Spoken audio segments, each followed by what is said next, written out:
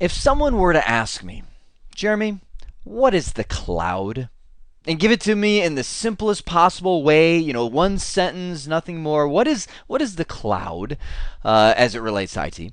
I would say the cloud is taking all of your IT stuff, putting it in a car and driving it down to a data center. Voila, you're in the cloud. You no longer have your stuff on site. It's now hosted offsite. I know it's not glamorous to say it that way, but that's the simplest possible definition I could give you. And that's what a lot of people think about when they think about going to the cloud, is putting your stuff in the trunk, driving it down to a data center. That's the traditional method of doing this. And there are some very unique advantages that you get when you build your own cloud, when you take it to the data center. So I want to look at the traditional method of building a cloud, and then I want to look at the way that AWS does it, Amazon Web Service. What does it look like to go to the cloud with Amazon Web Services?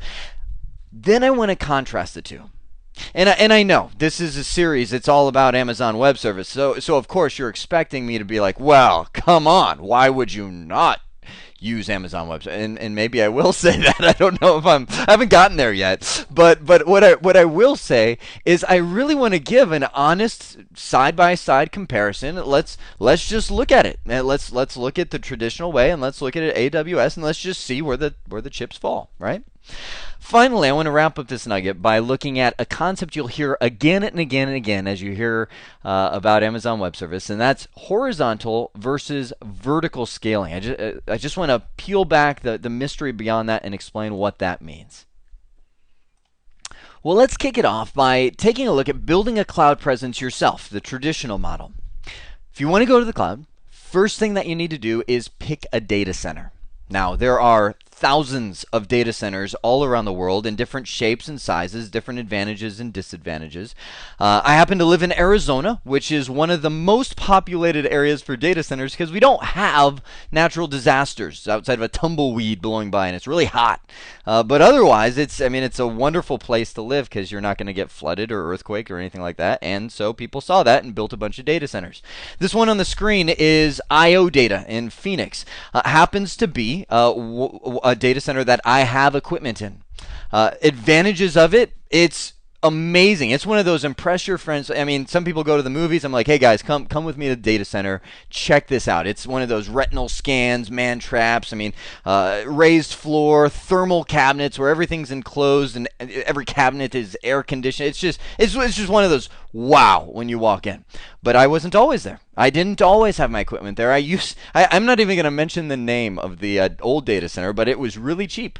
I paid what was it, $130 for a quarter cabinet of space. And I walked in and there were Carnival fans. That was their cooling. Was Carnival fans, really big fans blowing on everything. It was scary, but that's where I got started with a lot of what I was doing. So again, data centers, different shapes, different sizes. You pick one where you want to put your stuff. You pay them a good amount of money. So you're going to purchase some rack space. So what I mean by that is inside of that data center, you're going to have a rack of equipment. Now sometimes it's just going to be two posts, and you're going to mount all of your servers and switches and routers and all of your stuff on these two posts. Other data centers have thermal cabinets, which are enclosed, completely enclosed. They have air condition connected to the top of this, where it sucks all the hot air out the back and blows in the cool air from the bottom, the raised floor in the front. So again, different shapes and sizes. You pick your rack, and based on that rack, you're going to pay a monthly charge just for the rack. And I'm bringing some of this stuff up because I really want to get in your mind one of the big differences you're going to see in a little bit is cost. You're going to be paying for the rack to put your stuff, how much of the rack you want or how many racks you want, what kind of racks you want. Okay, from there you purchase your internet connectivity. Meaning, just having a rack in a data center is great. I mean, you can put your equipment all in there all day, but until you get out of the data center, it's no good. The way that a data center is structured is inside of it, you have all of the customer, let me draw it kind of like this. This is actually how IO Data is structured, where they have all of the customer racks and cabinets. I mean, just thousands and thousands of square footage of just customer racks that are all this kind of thing. Now, over here is what they call the meet me room. And that Meet Me room is where all of the carriers come in. And I mean, carriers, I'm talking about internet service providers. You've got Sprint, Quest, well, they're called CenturyLink now, Cox. You've got XO Communications. You've got blah, blah, blah, blah, blah, blah. All of the different carriers come into that data center. And now you have an agreement that you need to make from one of those carriers. Let's say I choose Cox. And I say, okay, I'm going to use Cox as my service provider. I'm going to now pay Cox a monthly charge for them to run a fiber optic cable to my cabinet, and now I can use those. Now, a lot of data centers will offer their own, like for instance, I'll talk about IO data. They offer their own blended solutions, meaning IO data themselves have their own devices, and they take a whole bunch of these carriers and bring them in, and then sell you what's called a blended internet circuit, which means it's no longer tied to any one carrier. It's blended across a bunch of them, and that's great, because now you're not, if Cox goes down, you're not stuck because IO says, oh, well, we'll use XO or CenturyLink or whomever as a backup for you. Now you're going to pay. Again, I'm back to the thought behind the pricing model. You're going to pay for how many carriers you want. You could build your own blend. For example, I could bring in CenturyLink and Cox and XO into my rack individually and kind of blend them together. That's fine. You can pay IO data to do that for you. You're going to pay for how many carriers you want and for the speed of the connection. So if I would say I want 10 megabits per second of bandwidth from CenturyLink. Okay, bam, there's a monthly charge. I want 10 megabits per second from Cox. Bam, another monthly charge that I'm getting. Now keep in mind, I'm thinking ahead of AWS and where we're going to go with this.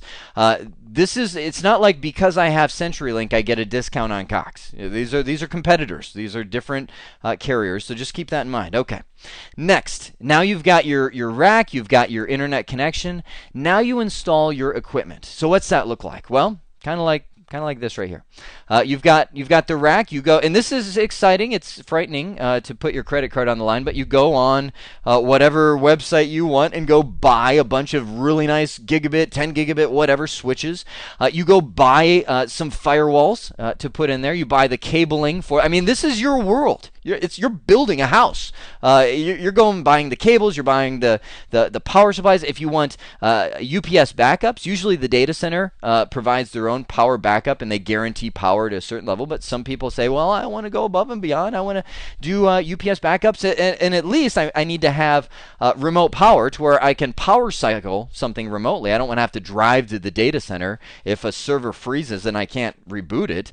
So you'd at least want to buy some power units allowing you to remotely power on and off different devices. You buy your servers, of course. It's huge. All the different servers that you're going to install. That's the lifeblood of your rack right there. That's the services that you're providing. Some people even go further and go for the storage. They install what's called a SAN. Or a NAS, same concept. SAN is a storage area network, really fast, pricey storage. NAS is network attached storage. It's I'll say cheap storage, a lot of it, but usually not as redundant or as fast and performance-wise as a SAN would be. So again, we're building our own world here. Then, now you configure your services. Okay. So stop right there. Up till now, we've been building the house. When we get to configure the services, now you're saying, here's what I want to do in my cloud. I want to run a website for the world to see.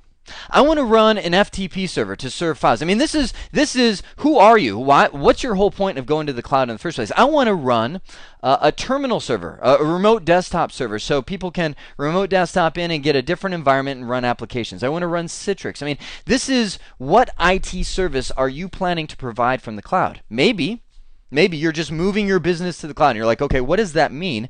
Well, typically that would mean you're going to put thin clients at your office location and access their access their desktop, that access their storage, everything from the cloud. And you're going to use something like it's just on my head, so I'll say Citrix or Microsoft Remote Desktop style connectivity to offer those kind of services. So this is the what are you doing there? And then the final step is to expand to more data centers. Meaning, right now I just gave you an example of I am using IO data in Phoenix, but there's a couple kind of, let's think this through.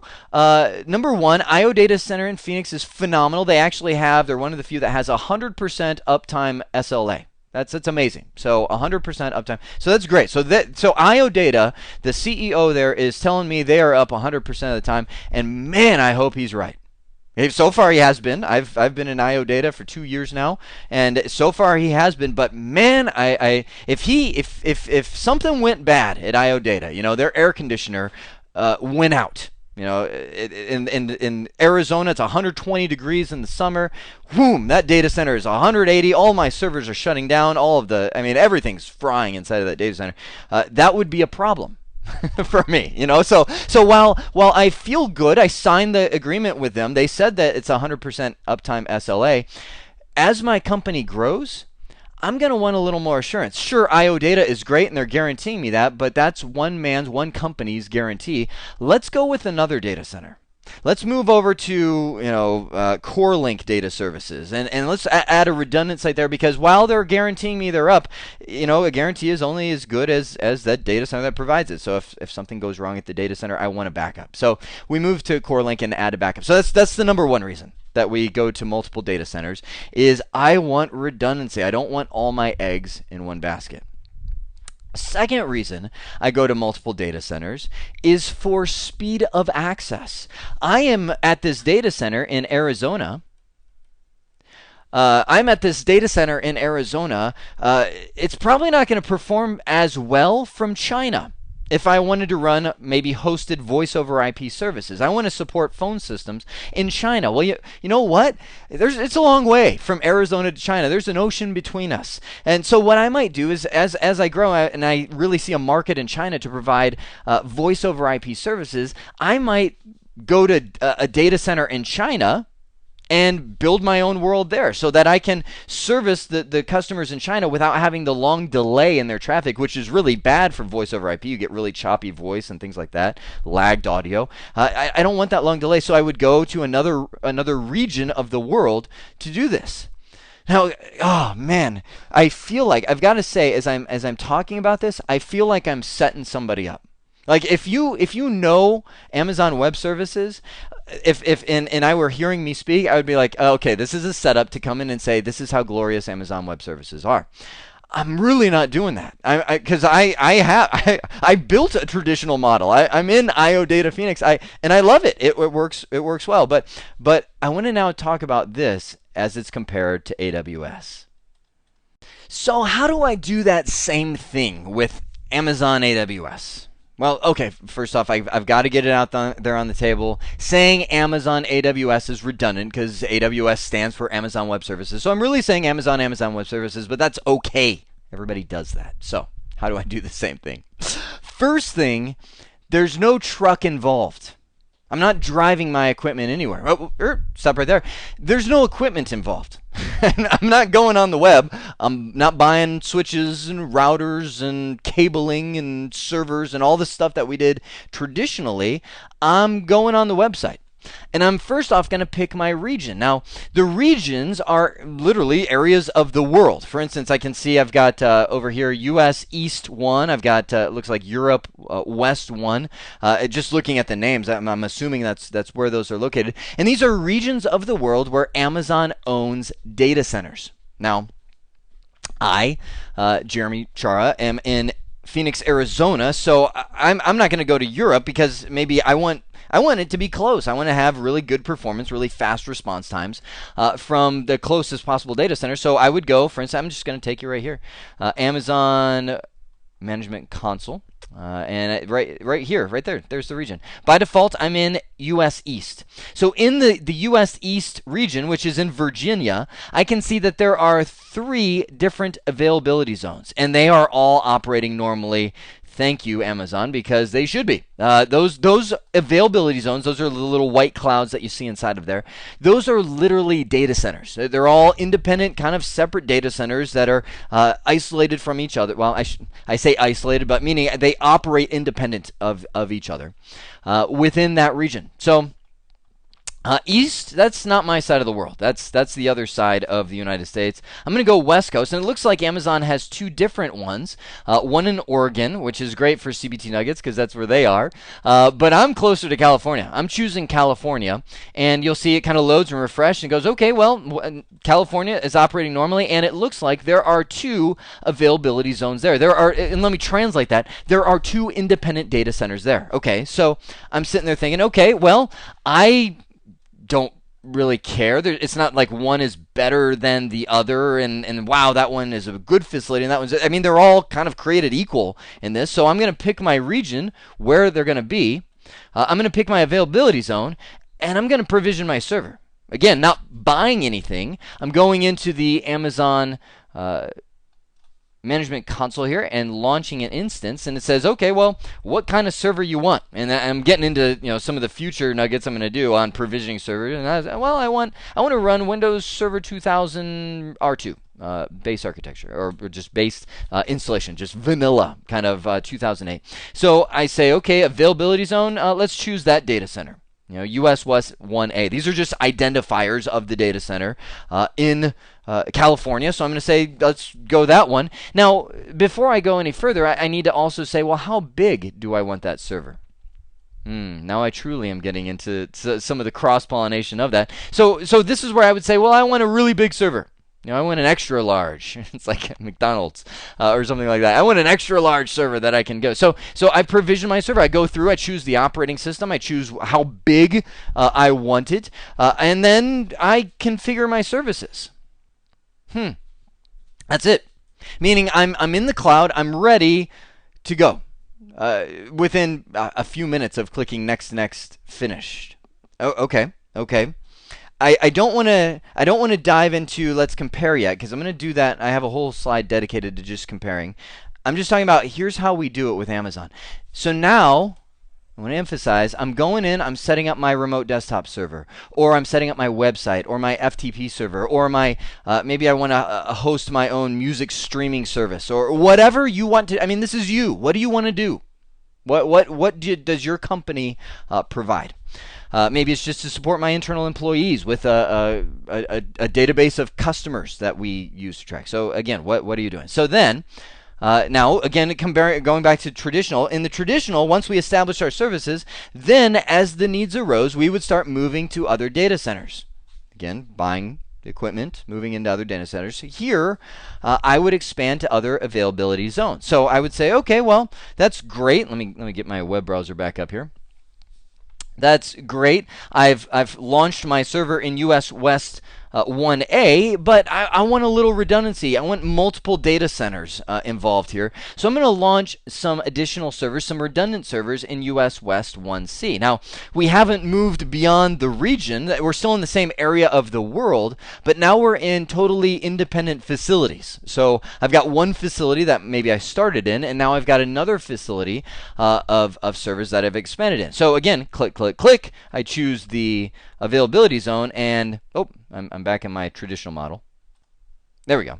And bam, I'm in multiple availability zones. So now I've got multi-data center redundancy with a couple clicks of a mouse button. I want to expand to other regions, meaning, okay, now our company has grown. We want to provide those voice services to China. Let's go pick a region closer to China so they don't have to travel over the ocean through satellite connections or whatever else to reach my servers and my data centers. Okay. I can't hold back. I've got to now compare the two. So what I tried to do was put these two solutions side by side and do as neutral of a comparison as possible. And the reason I say as possible is because once you've seen Amazon Web Services and you know it, you're kind of like, wow, that's really good, so you come in with some bias, but keep in mind you're also hearing from a guy that has the traditional model. I have servers in a data center. I like it. I love having my servers that I can touch in the data center, but let's compare them. Traditional model. Number one, you have a massive upfront cost, and you have what I would call as big steps. So you're buying routers, switches, firewalls, servers, storage, all of that, a huge initial investment into your infrastructure just to get going. And then you have to take what's called big steps.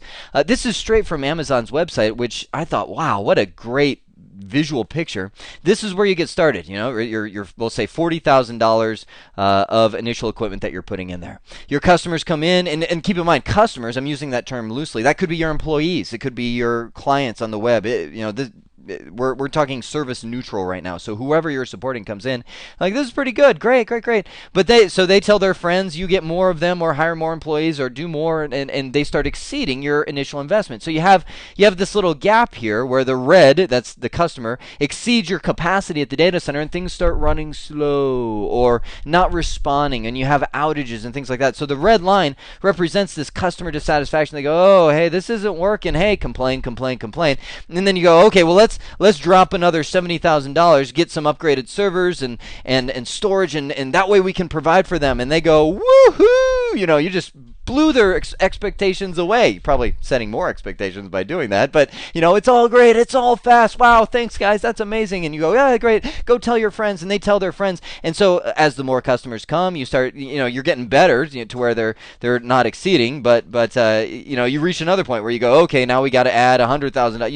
You see what I'm talking about? So you're buying all of this gear because you can't, you know, right here's a little economic downturn. Your customers went down, but then, you know, really spiked back up and it way over exceeded what you're doing. It's really hard to plan for capacity in a traditional data center without having a lot of investment going to where you are either always overachieving. You know, you're providing way too much because you're saying, well, just in case those customers you know, get out of control, and then, you know, and then you can see right there they're exceeding it. So you get the point. That's the big steps, because you have to buy these massive investments. There's no smooth way of scaling it. IT staff, you've got to hire people that are focused on the data center, and they're not cheap. Data center people, the people that handle routers and switches and VLANs and site-to-site VPNs and installing servers and virtualization and vSphere and blah, blah, blah, blah, blah. You know, the traditional way of doing things, they're expensive people, and those people are focused on supporting the data center. They're not providing new services. Not, at least not for the most part. They're just focused on making sure that server is up to date on its maintenance, making sure it's patched, making sure that you're achieving your security compliance and all of that. You're also hitting your IT in-house knowledge limits, meaning in doing it all yourself, you're going to be limited by the people that you have on staff. You might hire a consultant maybe to come in and give you some new ideas, but there's no services that you're getting. And I'm doing this in such a way of, I know what I'm going to talk about over here, but there's no services that you're getting with your in-house people. They're just there to maintain the system and come up with their own ideas. So they're a knowledge limit. You're recreating the wheel, meaning you're building an infrastructure that you are buying a rack of equipment, you are installing your own switches, your own firewalls, you're doing it all yourself. So you're kind of treading the same ground gone before you. A lot of times when I think about Amazon Web Services, I think about shipping a box.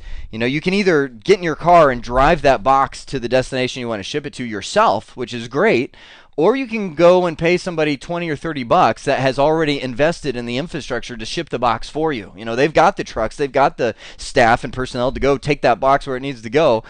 So a lot of times it's like, well, how about we just let them ship it? But I'm still talking about traditional. So let me not talk about Amazon Web Service. Let me talk about it from my own perspective. I have equipment. Number one, it's yours. That just gives you a warm fuzzy feeling. To have your own infrastructure is great. I can drive out to IO Data Center and walk in there with my little retinal scan, and it's a cool feeling, and touch it. Now I want to bend the paradigm a little, because I pulled back. Initially when I wrote this, I had quotes around "it's yours," just like you can see right there. Because I thought about it, I'm like, well, it's mine, at least up to my rack of equipment, but I'm still assuming that IO Data Center, you know, the CEO of IO Data Center said, I have an 100% uptime SLA, service level of agreement. So I'm taking him at his word that I'm going to get 100% uptime, but I sure hope that's right. You know, and I'm hoping they keep that center secure, and I'm hoping their internet connectivity stays up with the carriers that I've chosen, and I'm hoping you know. So when I'm saying it's yours, I'm saying, yeah, there's a piece of it. I bought my servers, I bought my storage, but I'm relying on other people a lot to get that to where it needs to be, to make it part of the cloud. Meaning, it's not really mine if I think about it, other than my own equipment that I've put in there. I'm relying on a lot of other people to make sure that it works correctly. Other benefit that I get with the traditional model is monster servers. Tim Allen walks out there, right? So you can go out and you can buy the beefiest, drop $100,000 on a server with 96 cores and terabytes of memory. That is, I mean, you can create the biggest, beefiest machines in the world that you want. And so let me take that as my opportunity to jump over to the Amazon Web Service side. Amazon Web Services has very large servers that you can provision. Matter of fact, they've even called them things like that, like extra supersized large. You'll see some of the models, but they don't allow the monster servers. I mean, I'm talking giganto. So again, I'm jumping ahead of myself. Number one, Amazon Web Services is pay as you go.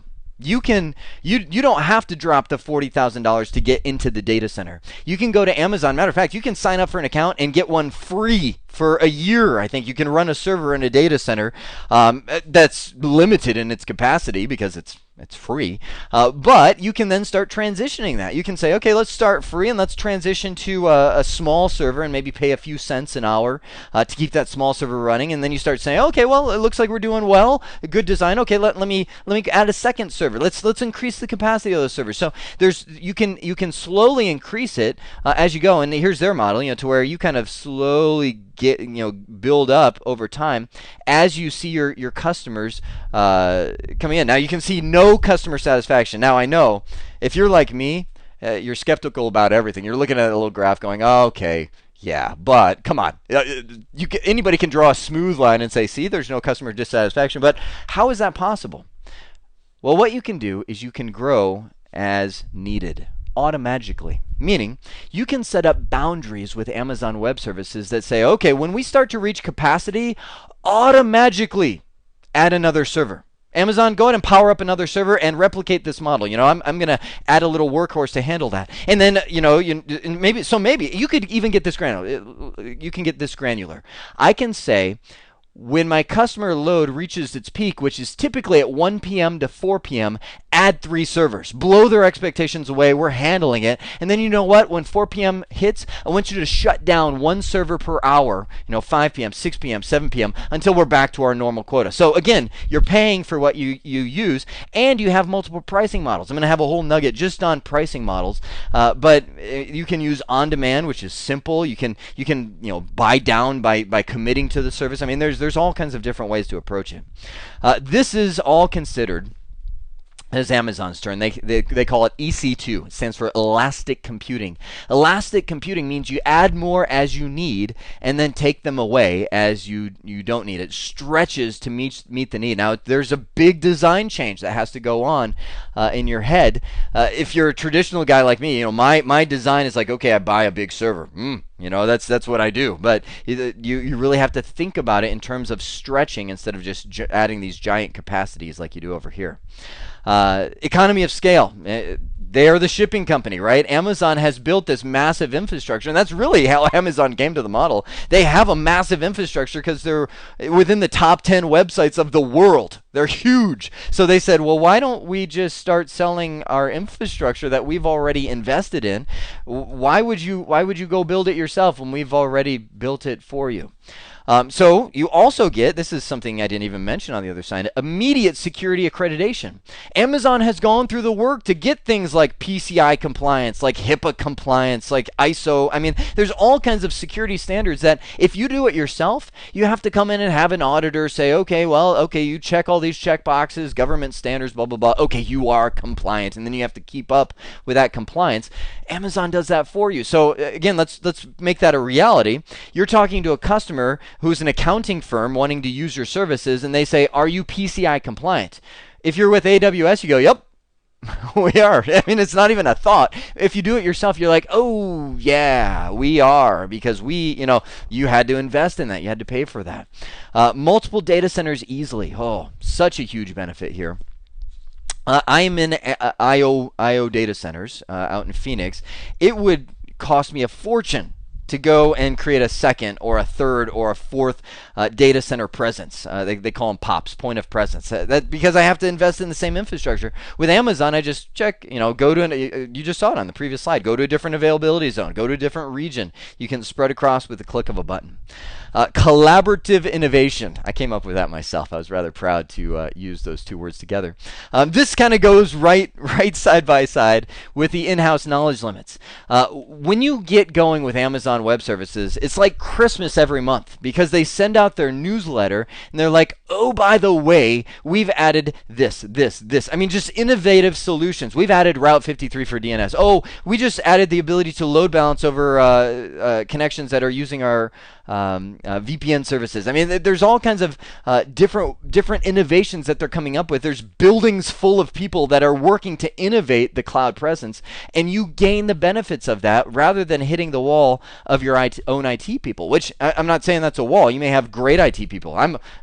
This sounds bad. I'm a great IT person, right? I'm a good IT person. I think of cool things, but I can't compete with a staff of 100 people that are all thinking of cool things at the same time. And they have the resources to move forward with those cool things. That's what AWS is doing. And I mean, I could keep going on that. So that's collaborative innovation. Last piece is something that I call horizontal scaling. I thought I would create its own slide for horizontal versus vertical scaling. When you deal with AWS, you'll hear people talk about this quite a bit. Vertical scaling is, I would say, more of a traditional model, which is considered scaling up. That's where I say, okay, I need more capacity, so I am going to buy more servers with bigger processors, more memory, all that kind of things. I mean, the beauty of vertical scaling is it's easy to do. You say, okay, I need, maybe my server has 4 gigs of RAM. It's maxing out. I need to add the chips to go up to 8 gigs. Or 16 gigs, or whatever size you want to. That's what we typically think of as scaling. With Amazon Web Services, this term has come out, which initially it takes a sec to kind of change the paradigm to, called horizontal scaling or scaling out. So instead of adding more hardware and throwing hardware at the issue, you increase instances.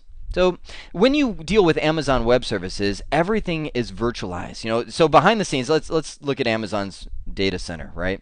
One of them. In the data center, they're just going to have racks and racks and racks and racks and racks. All these different racks of just packed full of servers.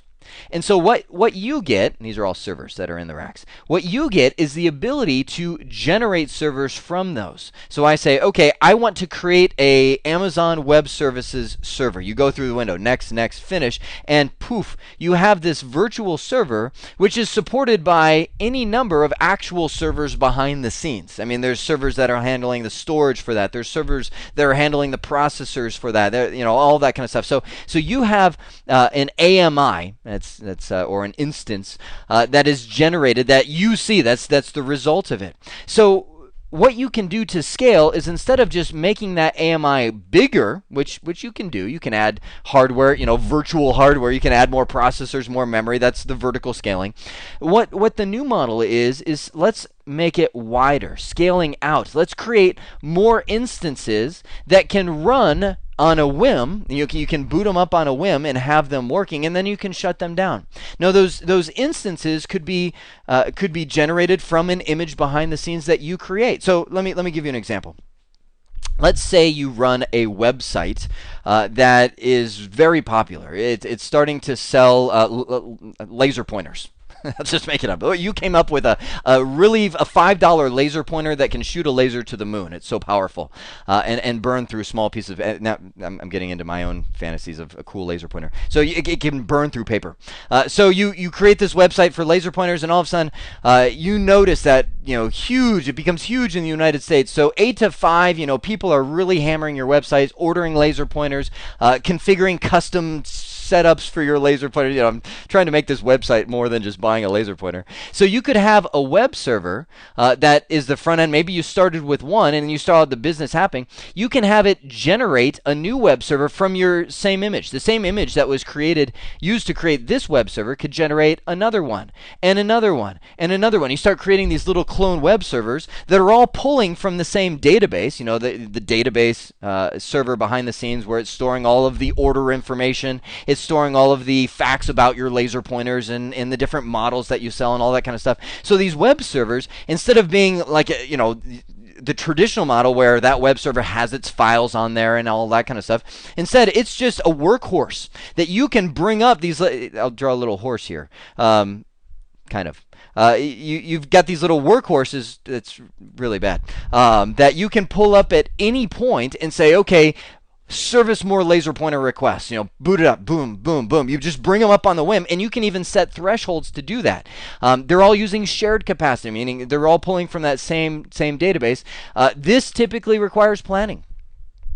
So you can bring these servers up and you can bring them down as the load increases on your website so that they're able to service demands. Amazon Web Services, I'm getting a little ahead of myself, but includes a load balancer where I can say I want a load balance between all of those web servers. And as more get created, and my little mutant horse here, more get created, I can load balance to that guy and add him to the loop to really distribute that load. That's the feeling.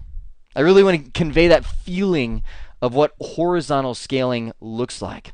Now, you notice I have all of these coming down to this diagonal scaling, meaning it's usually you're going to be a mix of each of these. You might notice that, hey, these web servers even individually can't keep up with the requests, normal requests from clients. At that point, I would say, okay, let's increase that from maybe it's at a small instance. You gauge your different levels. Let's increase that to a large instance. That's vertical scaling. But then let's add 5 more web servers. That's horizontal scalings that are also large instances. And now you've got a complete solution. Isn't that so good? I mean, just to start getting the scope of what Amazon Web Services is about. And again, through this whole series, it's just going to be paradigm change after paradigm change. You'll really start to see many uses of this. And I think that's going to be the glory of this series, is really opening your eyes like, wow. This is good. I remember when I signed up for Amazon Web Services originally, years ago. So someone sent me an email or something, and it was like, hey, check this out. And so I went there, signed up for the free account, started a virtual machine, and I was like, that's pretty cool. Neat. Shut it down. Didn't think a thing of it. I don't even know what happened to the account. It expired or whatever.